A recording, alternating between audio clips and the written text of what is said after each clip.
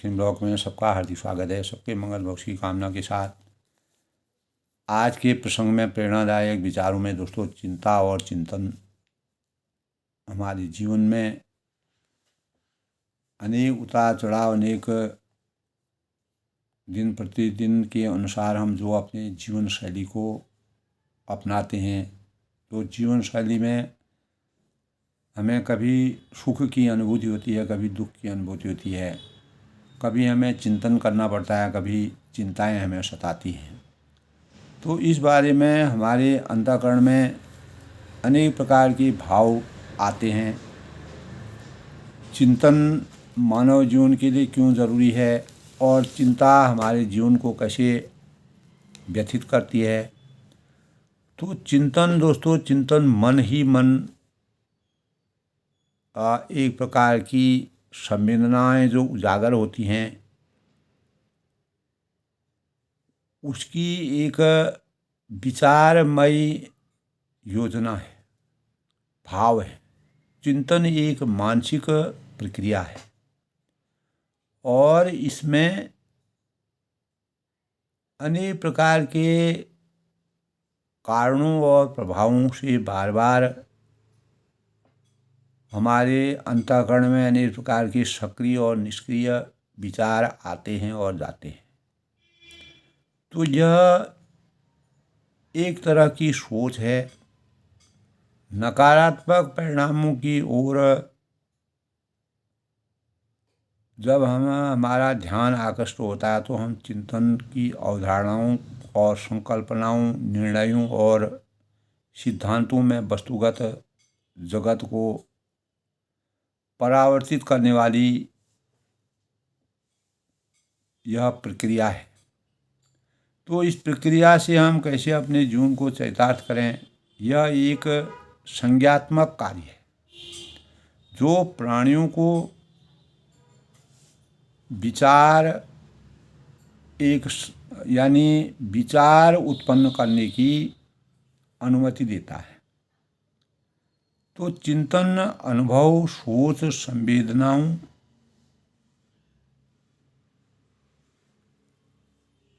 के परिणाम के जरिए ज्ञान प्राप्ति करने की प्रक्रिया भी है।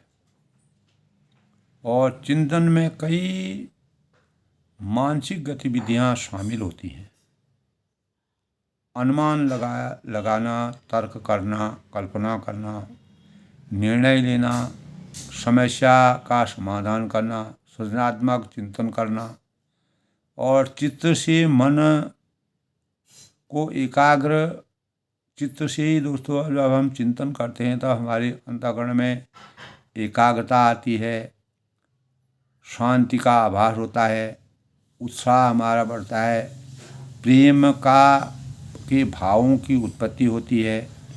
तो चिंतन से जहाँ हमें कहीं कुछ नकारात्मकता पैदा होती है तो उसी के परिणाम स्वरूप हमें सकारात्मक भावों का संचार भी हमारे अंतःकरण में होता है।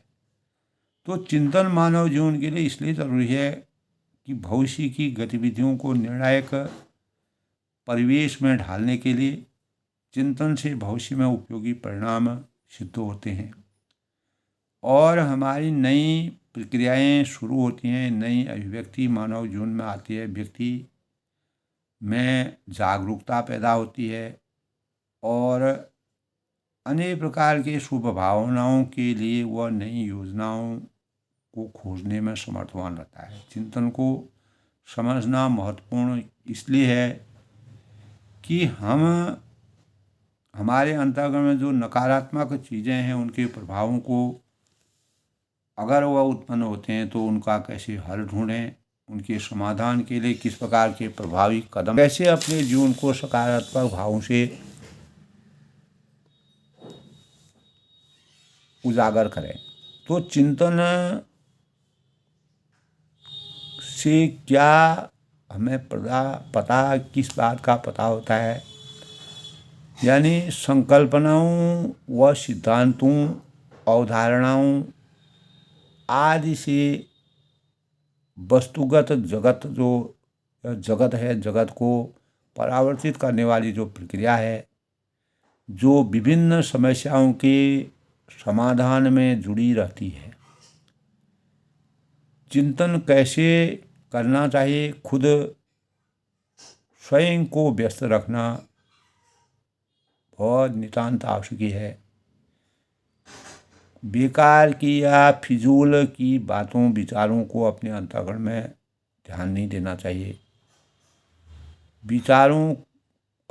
विचारों में के से संघर्ष करना और नई योजनाओं को अपने अंतःकरण में उन्हें आने देना और उनका समाधान खोजना। तो चिंतन शक्ति हमें कैसे प्राप्त हुई? हमारे मानसिक स्वास्थ्य को संभालने के लिए, मानसिक और शारीरिक स्वास्थ्य को हमेशा के लिए अपने को कुत्सित भावों से बचाने के लिए, बेहतर बनाने के लिए शक्तिशाली उपकरणों की आवश्यकता होती है।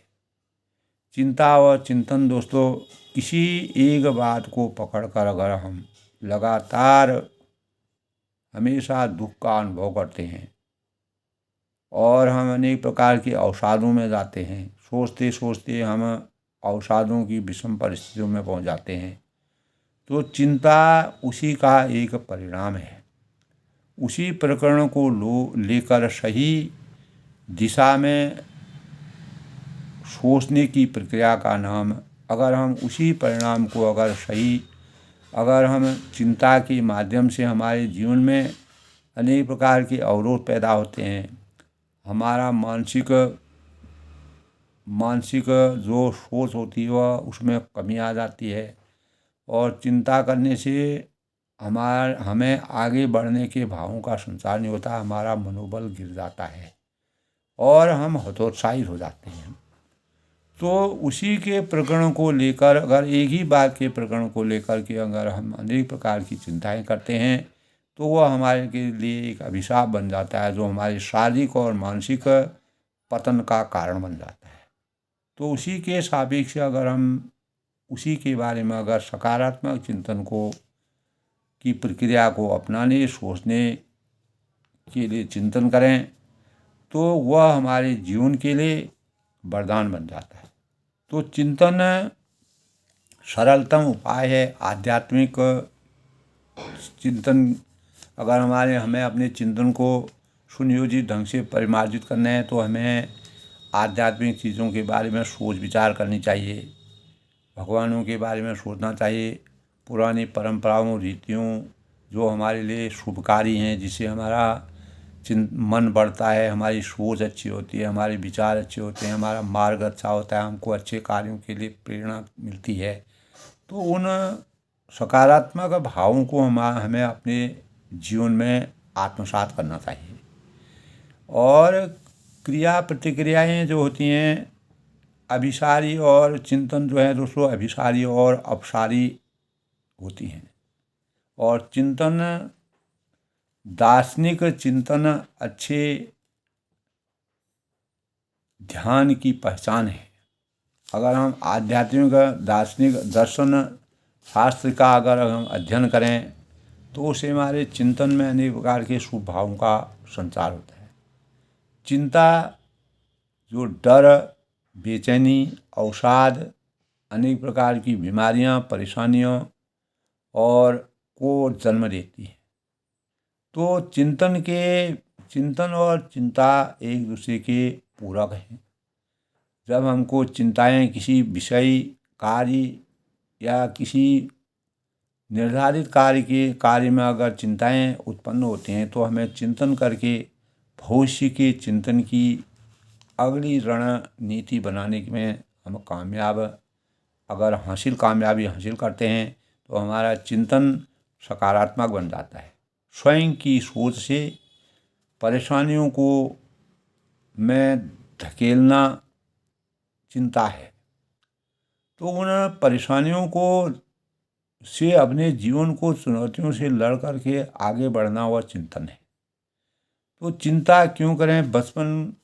हमारे जीवन में चिंता क्यों होती है दोस्तों? इसके कारण क्या हैं? बचपन का आघात होता है।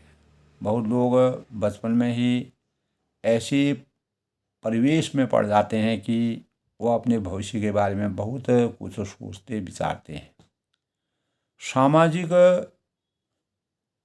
अलगाव होता है, समाज से हम हटके रहते हैं, समाज हमसे दूरी बना के रखता है, तो वो भी हमारे चिंता का विषय बन जाता है। और नकारात्मक सोच, जीवन में अनेक प्रकार की अगर घटनाएं हो जाते हैं, उस घटनाओं में कितने प्रकार के गलत घटनाएं हो जाती हैं, तो उससे हमारी चिंता बढ़ जाती है।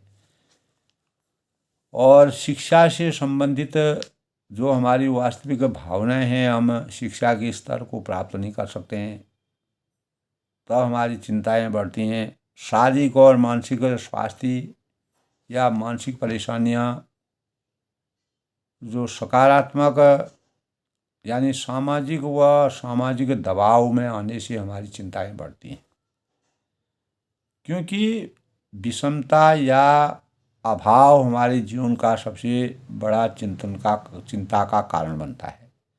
उसके लिए हमें कठिन परिश्रम और सही चिंतन की आवश्यकता होती है और सही परिवेश की आवश्यकता होती है।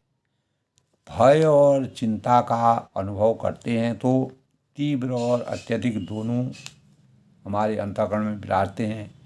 चिंता को दूर करने के लिए वर्तमान से जीना सीखें, यानी भविष्य किम भवति, भविष्य के बारे में उतना न सोच करके या जो भूत आ गया है उसके बारे में नहीं सोचना चाहिए। केवल हमको वर्तमान परिस्थिति में आज का दिन जो है वो हमारा शुभ बीते, उसके बारे में हमें सोचना चाहिए, तभी हमारी चिंता का निराकरण हो सकता है। और स्वयं पर, अपने आप पर विश्वास करना।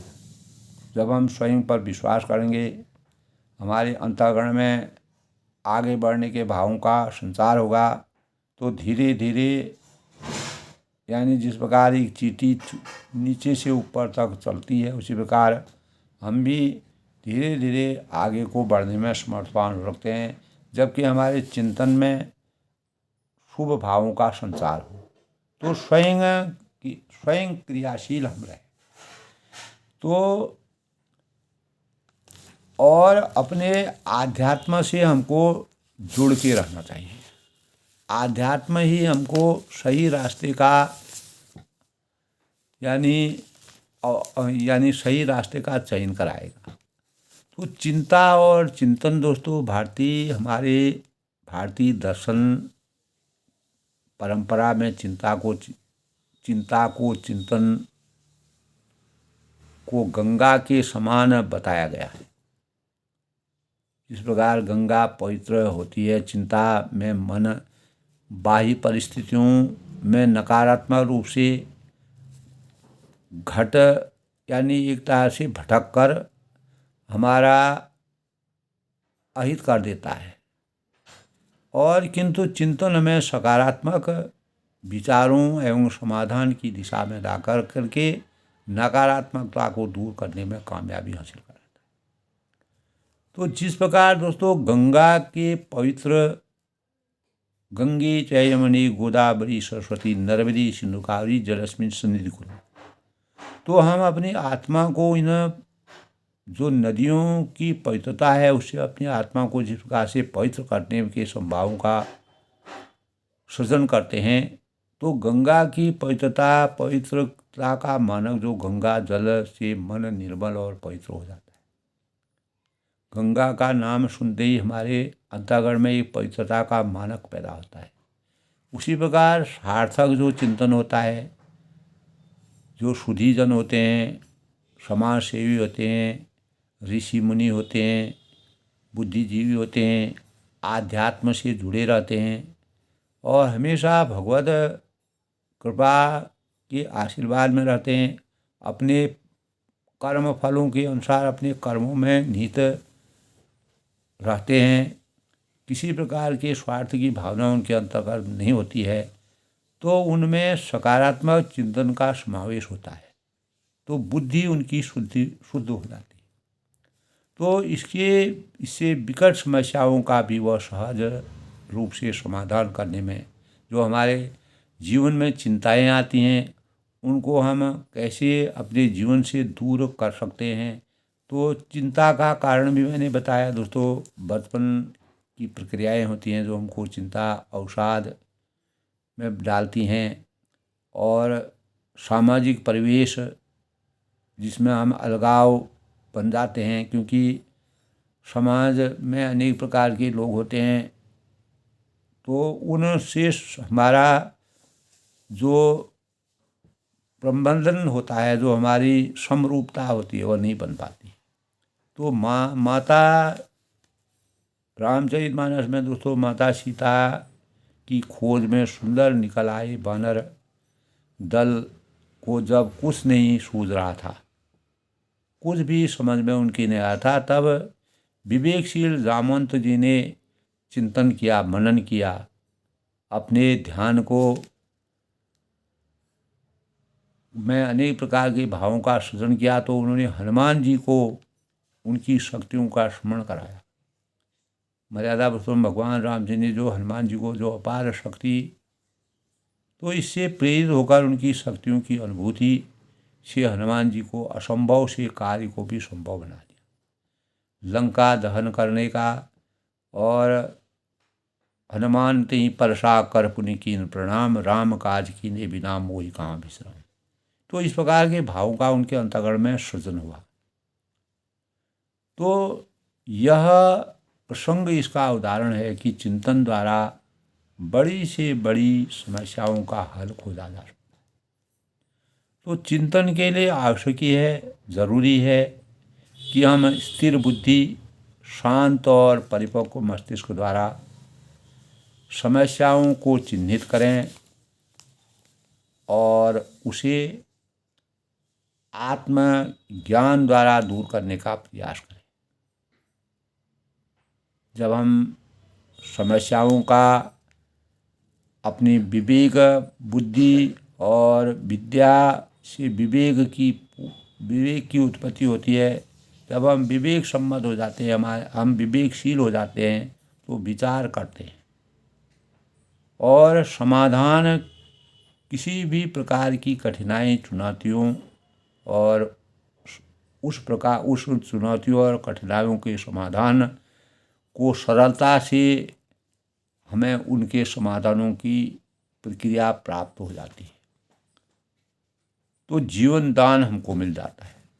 तो प्रायः दोस्तों, अगर हम अपने जीवन के बारे में कई समस्याएं हमारे जीवन में घटती हैं, हमको नज़र आती हैं सामाजिक परिवेश में, तो यदि हम शांत चित्त से मनन करके वर्तमान को अपने को ध्यान में रखते हुए उस पर विचार करें, तो उसकी सूक्ष्मता हमको दिखने लगेगी।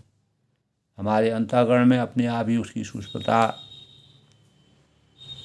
का दिव्य स्वरूप दिखने लगेगा, और समाधान भी उसके इर्द गिर्द ही घूमते हैं। हम कोई भी कार्य करते हैं दोस्तों अपने जीवन में, तो समस्याएं विकट हैं। मनुष्य का जीवन समस्याओं का एक मकड़ जाल है। तो क्रमबद्ध तरीके से, नियमबद्ध तरीके से हमें जिस कार्य को करना होता है, उस कार्य को करने के लिए हमें उसके समाधानों का अगर हम खोज करते हैं, अपने अंतःकरण में चिंतन करते हैं, मनन करते हैं, तो उनका समाधान उसी के इर्द गिर्द घूमता रहता है। जिस प्रकार सूर्य दिन भर अपनी परिक्रमा करता है, धरती अपनी धुरी में घूमती रहती है, मानव अपने दैनिक कार्यों को करता रहता है, उसी प्रकार समाधान भी हमारे जीवन के इर्द गिर्द घूमते हैं। बस हमको उनको जानने की, पहचानने की, उसको परख करने की के लिए चिंतन मनन करना की आवश्यकता होती है। तो चिंतन करने से किसी भी प्रक्रिया को केवल जटिल समस्याओं का समाधान हमें मिलता है, और प्रक्रिया हमारे आत्मबोध को, आत्मशुद्धि को, आत्मबल को और आत्मविश्वास को बढ़ाती है। हमारा मनोबल एक जागरूकता के परिवेश में प्रखर बनने लगता है। चिंतन वास्तविक सकारात्मक चिंतन मानव जीवन को नकारात्मकता से सकारात्मक उचित दिशा देने का अत्यंत ही प्रभावी साधन है। और यह हमें हमारे जीवन के लिए, हमारे भविष्य के लिए, और ख़ास तौर से जो होनहार नए कर्णधार हैं, अगर वह अपने पढ़ाई में अपने जीवन के मानकों को सुंदर बनाने में कैसे मुझे अपने यानी हमें अपने चिंतन के सहयोग से हम किस प्रकार के चिंतन करें और उसका समाधान कैसे करें, इसके लिए किस प्रकार की प्रक्रिया का हम अपने जीवन में अवतरित करें, तो निश्चित ही कुछ न कुछ समाधान सामने प्रस्तुत होता है। जबकि हम उसके बारे में चिंतन करें और प्रयोगात्मक अध्ययन करें, यह हमारे भारतीय दर्शन का एक सबसे बड़ा उपाय है। और यह हम क्योंकि हमने अपने पूर्वजों से, अपने मुनियों से, अपने ऋषियों से और अपने जो मनीषी हैं, श्रुतिजन हैं, उनसे इसी प्रकार की प्रेरणा से हम आगे बढ़ते बढ़ते मानव जीवन को जी रहे हैं। और चिंता और चिंतन दोनों का होना हमारे जीवन के लिए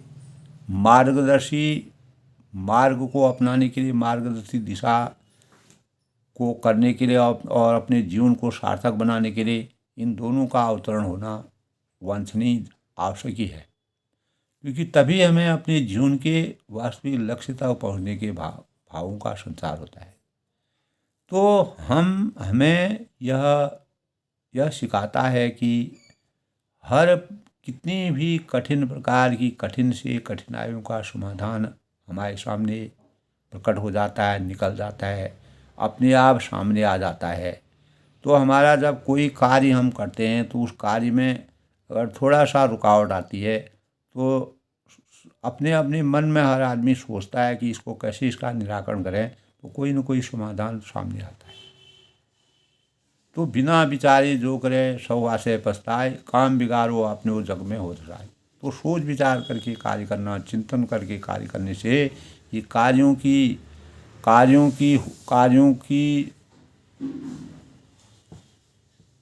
संभावना, कार्यों को परिपूर्ण होने के भावों का संचार तभी होता है। बस उस पर हमारा मस्तिष्क है, मन, वचन और कर्म से, मानसिक शुद्धिकरण से और स्थिर मन से विचार करने की आवश्यकता है।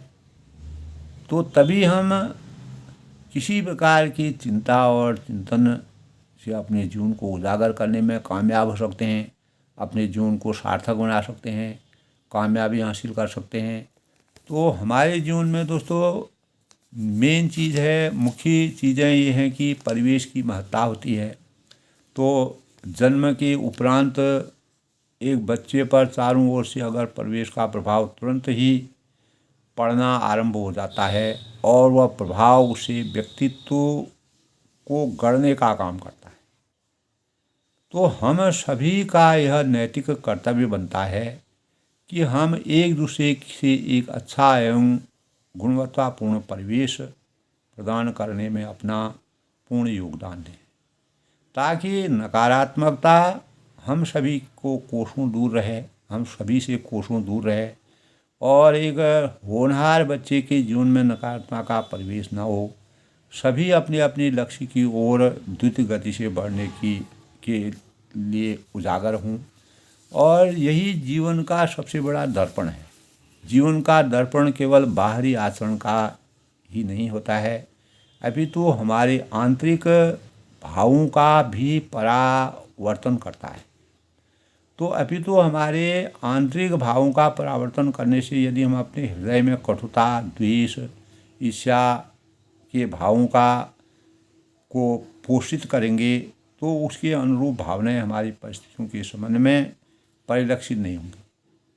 तो चिंतन से वही, यदि हम अंतर्मन में प्रेम, शांति और समर्पण का संचार करेंगे तो जीवन हमें उसी प्रकार से परिस्थितियों और संबंधों को अलंकृत करेगा। तो दोस्तों, यह दर्पण के समान सतर अभिव्यक्ति का प्रतीक है, जो हमारे प्रत्येक कर्म और विचार को बिना किसी भेदभाव के प्रकट करता है। तो चिंतन से हम अपने जीवन को कैसे उजागर कर सकते हैं? हमें यह स्मरण रहना चाहिए कि नकारात्मकता या अशुद्धता अंततः हमारे जीवन की गुणवत्ता को प्रभावित करती है। तो हमें हमेशा सकारात्मकता के भावों का संपादन करना चाहिए। इसीलिए कहा गया है कि जैसे आप जीवन को देखेंगे, जीवन भी आपको वैसे ही दिखेगा। यदि हम जीवन में सुख, शांति और समृद्धि की कामना करते हैं, तो हम भी उन्हीं मूल्यों का पोषण करना होगा जो हमें प्रिय हों। तो जीवन में एक दर्पण के रूप में जीवन को देखना चाहिए। यह दृष्टिकोण न केवल हमारे कर्मों के परिणामों को उजागर करता है, बल्कि हमारे अंतर्मन की सत्यता को भी परिलक्षित करता है। इस प्रकार दोस्तों, चिंतन और चिंता के बीच में क्या भाव हैं और चिंता को हम कैसे अपने जीवन से दूर कर सकते हैं, आज के प्रेरणादायक विचारों में चिंता का अगर कोई सार्थक स्वरूप है चिंता को दूर करने का और सकारात्मक भाव है, तो वह चिंतन है। तो मनुष्य को किसी भी चिंताग्रस्त जीवन में अगर चिंता आती है, तो चिंतन से हम उस चिंता को कैसे दूर कर सकते हैं। प्रेरणादायक विचारों में आनंद लिखनी ब्लॉग में सबका हार्दिक स्वागत है। सबके मंगल भविष्य की कामना के साथ अधिक से अधिक लोग दोस्तों शेयर करें, लाइक करें, सब्सक्राइब करें और मेरा मनोबल बढ़ाएं। और इसी प्रकार प्रेरणादायक भावों से मैं सबके लिए कुछ न कुछ नया लाऊंगा और मैं सबके मंगल भविष्य की कामना करता हूँ। अपनी वाणी को विराम देता हूँ और सब लोग सुखी रहें, खुश रहें, प्रसन्न रहें। और यही हमारे जीवन का सबसे बड़ा आनंद है।